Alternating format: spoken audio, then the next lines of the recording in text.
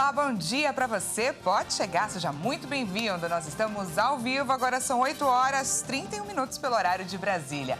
O convite é o de sempre, de todas as manhãs. Vamos juntos começar esse dia bem informados. A partir de agora, você confere as notícias do Brasil e do mundo desta terça-feira, 7 de março. Vamos então aos destaques de hoje.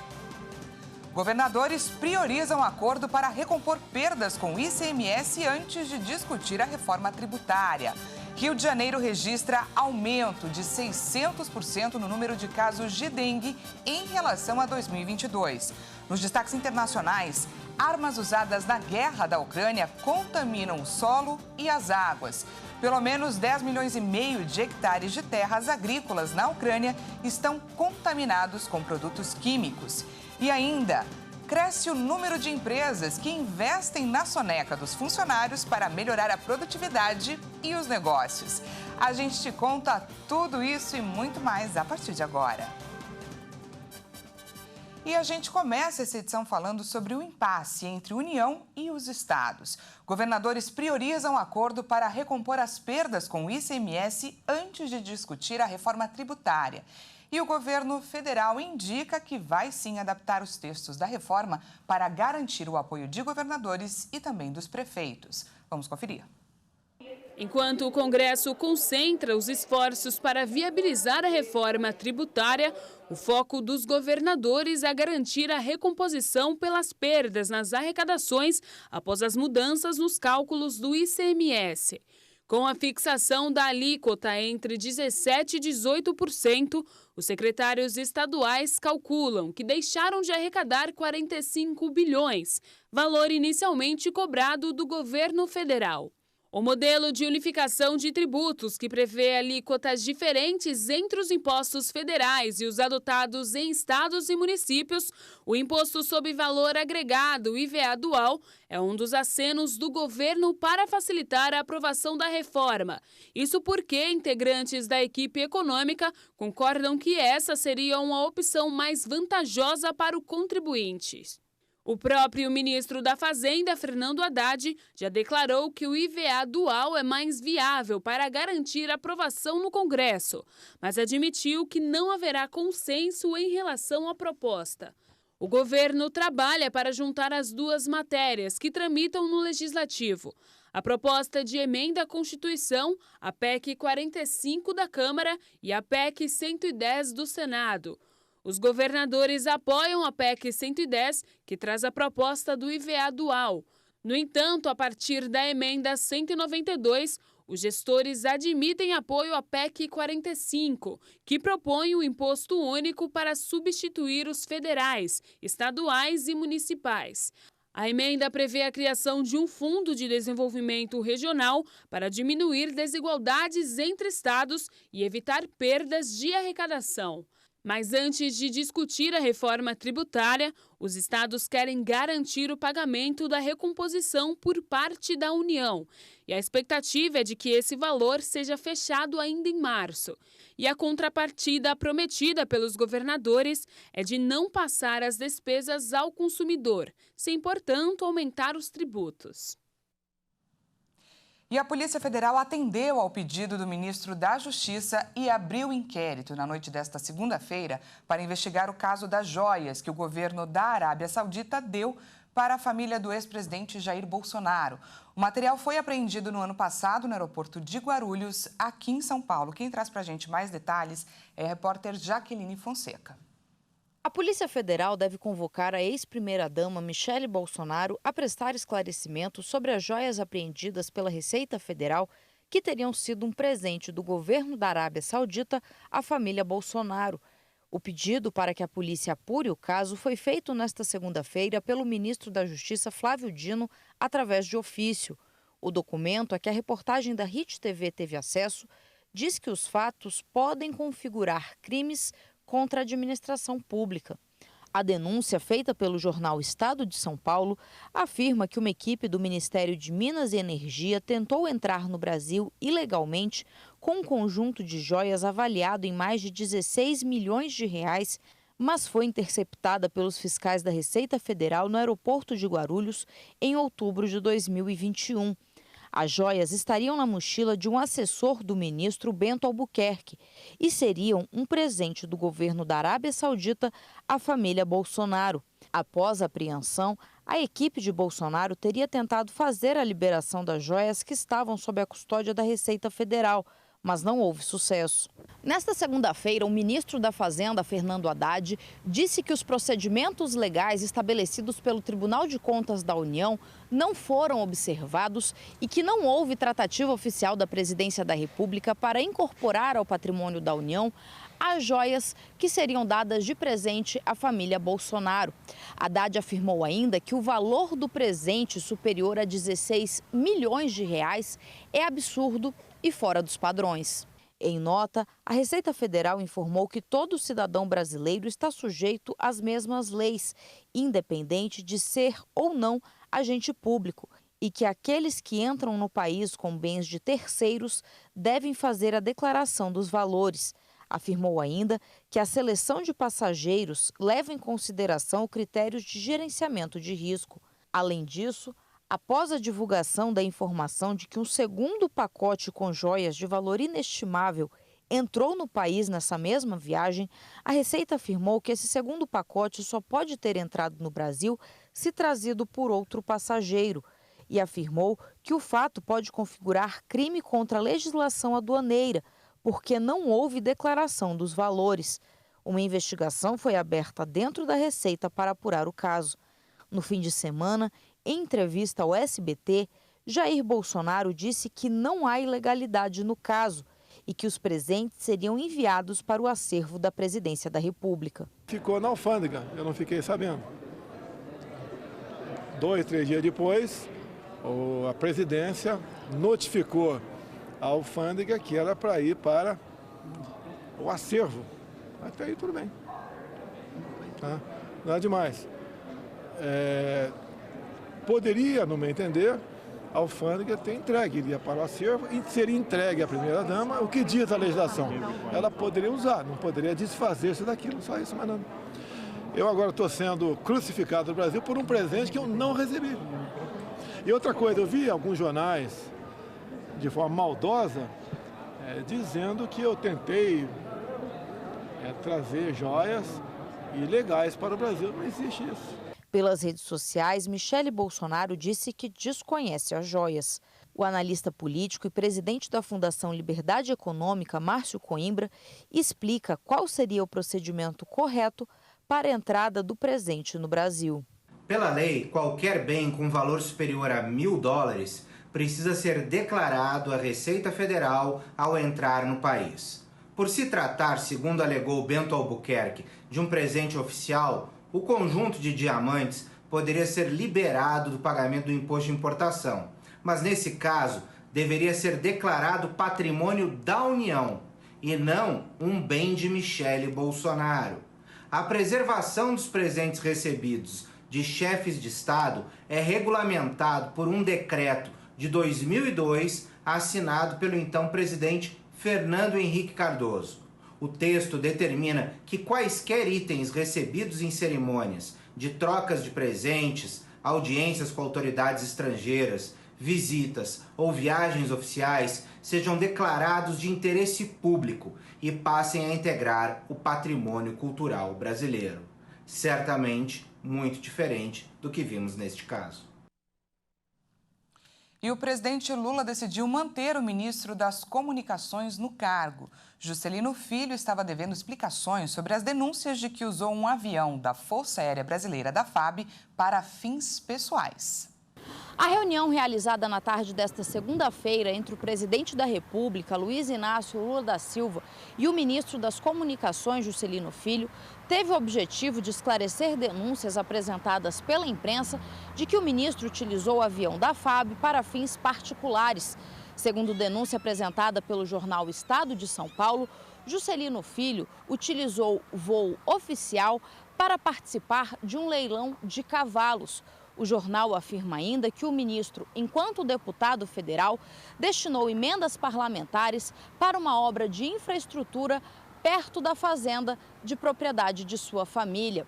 Em nota, o partido União Brasil, do ministro Juscelino Filho, prestou apoio ao ministro e disse que ele sempre teve atuação parlamentar exemplar. Pouco antes da reunião com Lula, Juscelino Filho divulgou um vídeo onde esclarece ponto a ponto as denúncias apresentadas pela imprensa. Disse que nenhuma das viagens indicadas teve caráter pessoal e que não há obra de infraestrutura perto da fazenda de sua família.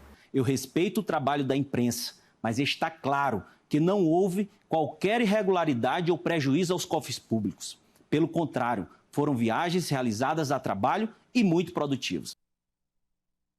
E agora a gente traz um alerta. A cidade do Rio de Janeiro tem registrado um aumento considerável no número de casos de dengue. De acordo com o último balanço da Secretaria de Saúde, quase 1.900 contaminações já foram notificadas.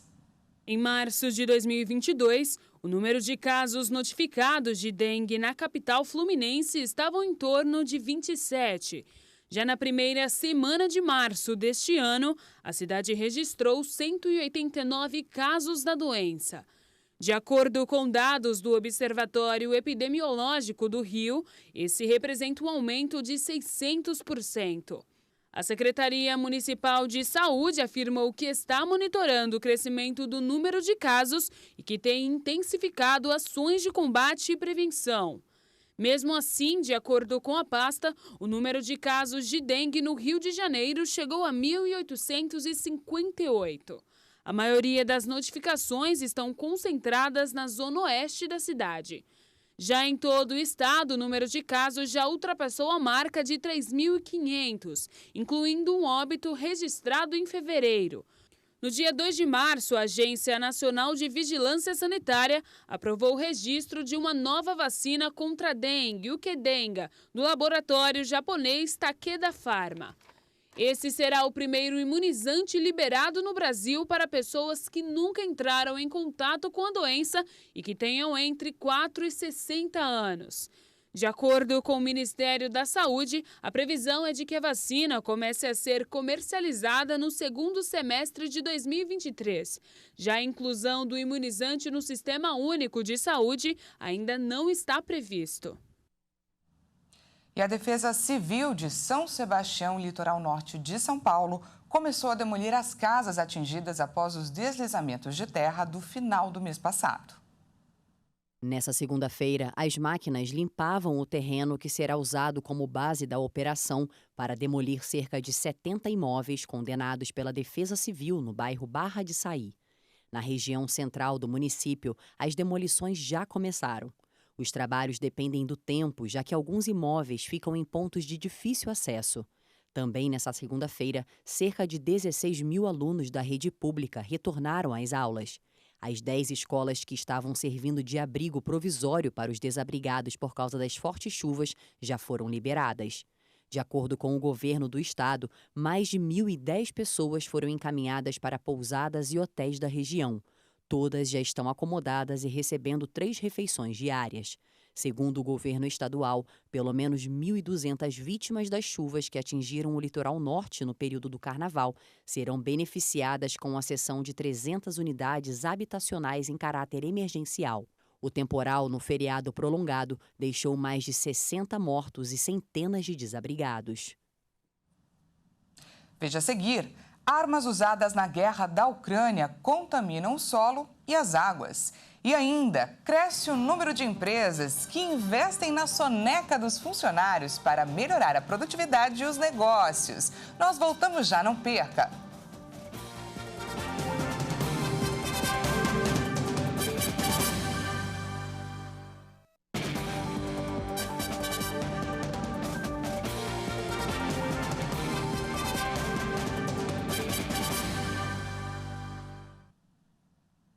Seja bem-vindo mais uma vez, estamos de volta ao vivo, 8 horas 48 minutos pelo horário de Brasília e voltamos com os destaques internacionais. 10 milhões e meio de hectares de terras agrícolas na Ucrânia estão contaminados com produtos químicos. De acordo com a agência de notícias Reuters, essa contaminação foi causada por produtos químicos tóxicos, como o amianto, contidos nas munições usadas durante a guerra contra a Rússia. Acontece que uma vez na água ou no solo, mais cedo ou mais tarde, esses produtos nocivos chegam ao homem através de plantas, de animais ou mesmo da água potável. Amostras de solo mostraram altas concentrações de metais pesados cancerígenos, além do fundo do Mar Negro, que está repleto de explosivos. Toxicologistas atentam que o metal pesado continua sendo sempre um metal pesado, que não é possível se livrar dele. A chuva forte que atingiu a Indonésia provocou ao menos 15 mortes. Dezenas de pessoas estão desaparecidas. Várias pessoas morreram depois de chuvas torrenciais e deslizamentos de terra nesta segunda-feira em uma das ilhas mais remotas da Indonésia. Pelo menos 50 pessoas estão desaparecidas no arquipélago de Natuna. A lama e os escombros cobriram completamente as casas localizadas perto de um penhasco na ilha de Serazan, entre Bornéu e a Malásia continental.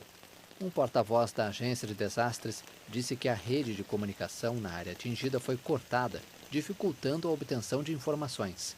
A Indonésia, um país insular, é propensa a deslizamentos de terra durante a estação chuvosa, agravados em alguns lugares pelo desmatamento. E um grupo de 23 pessoas foi acusado nos Estados Unidos de terrorismo doméstico após atacar o centro de treinamento da polícia.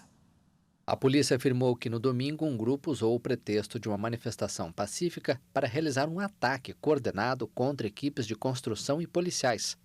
Após informar 35 prisões relacionadas ao caso, a polícia comunicou nesta segunda-feira que 23 pessoas responderão por terrorismo doméstico.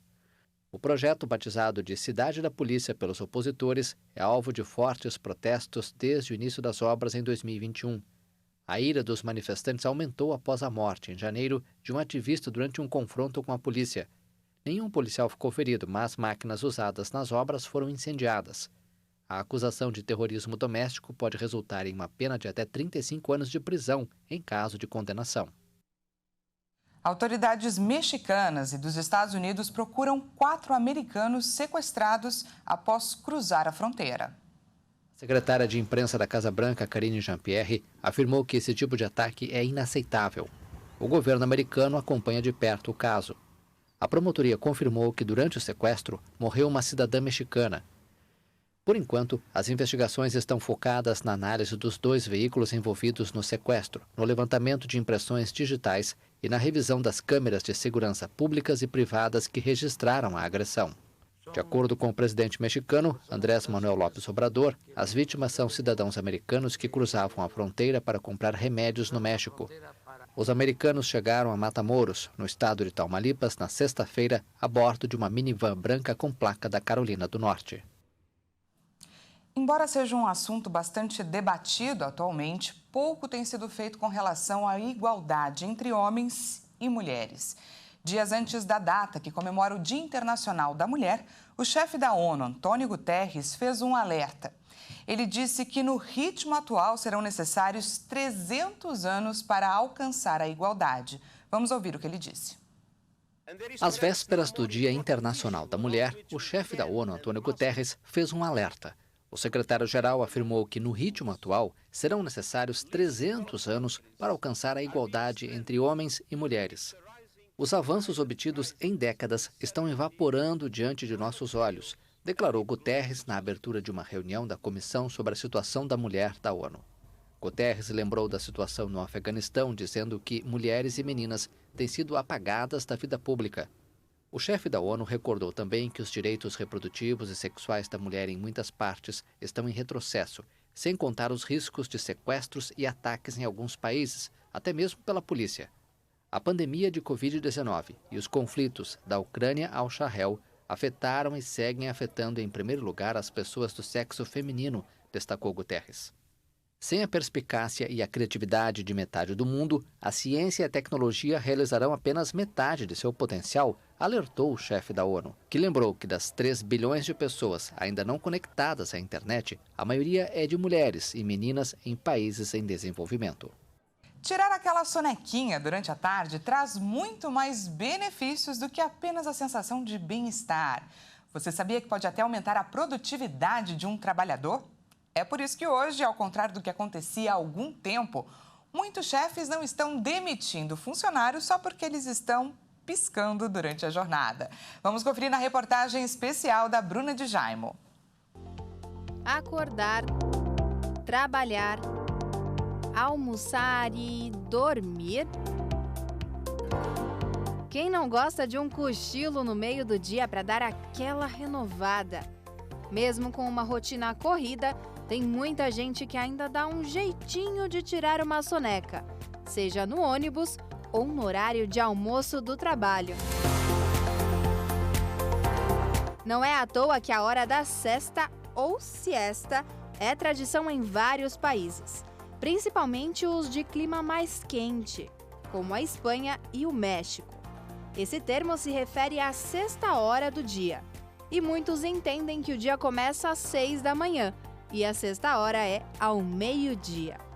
No Japão, ser pego cochilando no trabalho não significa demissão, e em alguns casos o funcionário pode ser até mesmo promovido. É o chamado inemuri, ou dormindo em serviço, uma prova de que o funcionário veste a camisa da empresa. Mas os benefícios de um cochilo durante o dia vão muito além do que só a renovada que o sono traz. Um estudo mostrou que as pessoas que têm esse hábito têm melhora na criatividade e na produtividade. E foi pensando nisso que ambientes como esse foram criados.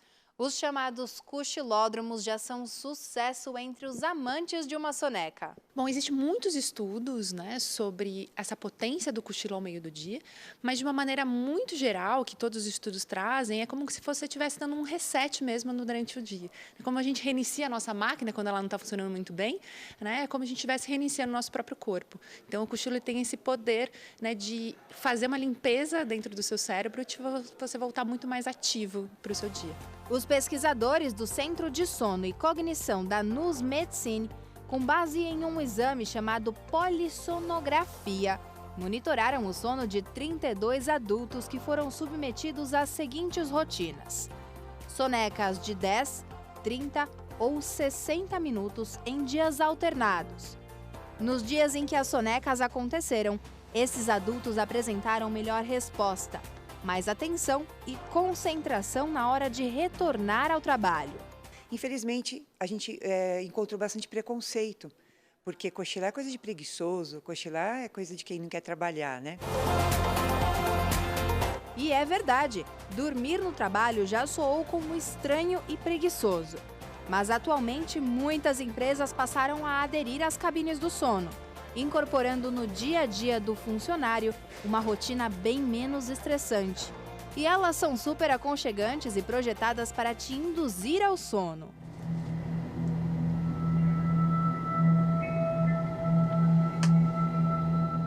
Desde o formato da cama, que faz com que seus pés acima do coração, faz com que a circulação sanguínea seja melhor, canais de música relaxante, música clássica, new age, sons da natureza, que é o meu preferido, e também utilização de cromoterapia como uma luz azul, que também te induz esse momento de mais de introspecção e descanso. Embora as rotinas atarefadas nem sempre permitam, impossível não reconhecer o prazer de um belo cochilo no meio da tarde.